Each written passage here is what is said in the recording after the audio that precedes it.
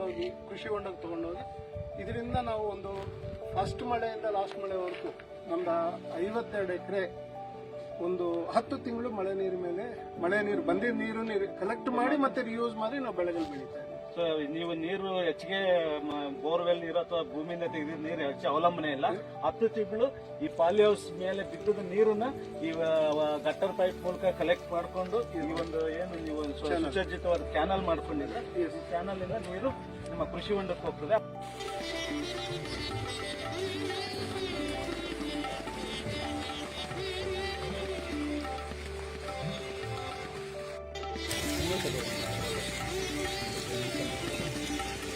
ಅಯ್ಯೋ, ಇದು ಅದೇನು ಹೇಳ್ತಾರೆ, ದೇವ್ರು ಕೊಟ್ಟಿರೋದು ವರ.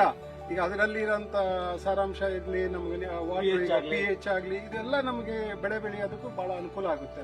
ಈ ಬೋರ್ ನೀರಲ್ಲಿ ಇರೋಂಥ EC-pHಗಳು ಜಾಸ್ತಿ ಇಟ್ಬಿಟ್ಟು ಸುಮಾರು ರೈತರು ಕಷ್ಟ ಬೆಳೆ. ಅದೇ ಕೃಷಿ ಹೊಂಡದಲ್ಲಿ ಮಳೆ ನೀರನ್ನ ಇದು ಮಾಡ್ಕೊಂಡು ಬೆಳೆಯನ್ನು ನಾವು ಮಾಡೋ ಬೆಳೆನೇ ಒಳ್ಳೆ ಚೆನ್ನಾಗಿರೋದು, ಸಮಸ್ಯೆಗಳು ಕಮ್ಮಿ. ನೀರನ್ನು ನಾವು ಉಳಿತಾಯ ಮಾಡ್ತೀವಿ.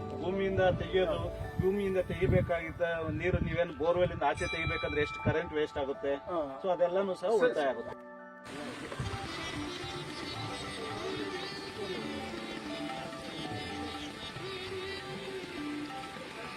ನಾವು ನಿಂತಿರ್ತಕ್ಕಂಥದ್ದು ಒಂದು ಕಾಂಪೌಂಡ್. ಇದರ ವಿಸ್ತೀರ್ಣ ಎಷ್ಟಿದೆ?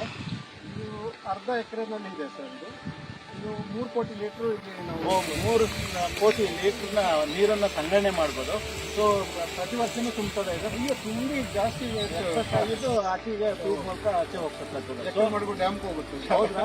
ಸೊ ಇಲ್ಲಿ ಒಂದು 40 ಎಕರೆ ಇದರಲ್ಲಿ 40 ಎಕರೆನೂ ಇಲ್ಲ, ಇಲ್ಲಿ ಒಂದು 10-15 ಎಕರೆ ಇರ್ತಕ್ಕಂಥ ಪಾಲಿ ಹೌಸ್ ಅಲ್ಲಿ ಇಲ್ಲೊಂದು ಕಾಂಪೌಂಡ್ ಮಾಡಿಕೊಂಡು ಎಲ್ಲವನ್ನು ನೀರನ್ನ ಇದರಲ್ಲಿ ಶೇಖರಣೆ ಮಾಡಿಕೊಂಡು ಮತ್ತೆ ಅದನ್ನ ಪುಷ್ಪ ಕೃಷಿಗೆ ಮತ್ತೆ ಕೃಷಿಗೆ ತೋಟಗಾರಿಕೆಗೆ ಬಳಕೆ ಮಾಡ್ತಾ ಇದ್ದಾರೆ. ಸೊ ಇಲ್ಲಿ 3 ಕೋಟಿ ಲೀಟರ್ ಸಂಗ್ರಹಣೆ ಮಾಡಿಕೊಂಡು 10 ತಿಂಗಳು ಯಾವುದೇ ಒಂದು ಬೋರ್ವೆಲ್ ಇಂದ ನೀರಾಗ್ಲಿ ಅಥವಾ ಬೇರೆ ಕಡೆಯಿಂದ ನೀರು ತರಿಸ್ದೇನೆ ಅಥವಾ ತೆಗಿದೇನೆ ಇದರಿಂದನೇ ಬೆಳೆಯನ್ನ ನಿರ್ವಹಣೆ ಮಾಡ್ತಾ ಇದ್ದಾರೆ. ನೀರು ಕೊಯ್ಲು ಮಾಡಿದ ನೀರನ್ನು ಮತ್ತೆ ಮರುಬಳಕೆ ಮಾಡಿದ್ರೆ ಬೆಳೆಗಳು ಸಹ ಚೆನ್ನಾಗಿ ಸ್ಪಂದಿಸ್ತವೆ, ತುಂಬಾ ಉತ್ತಮವಾಗಿ ಬೆಳವಣಿಗೆ ಇರ್ತದೆ ಮತ್ತು ಉತ್ಪಾದನೆಯೂ ಸಹ ಚೆನ್ನಾಗಿರ್ತಕ್ಕಂಥದ್ದು.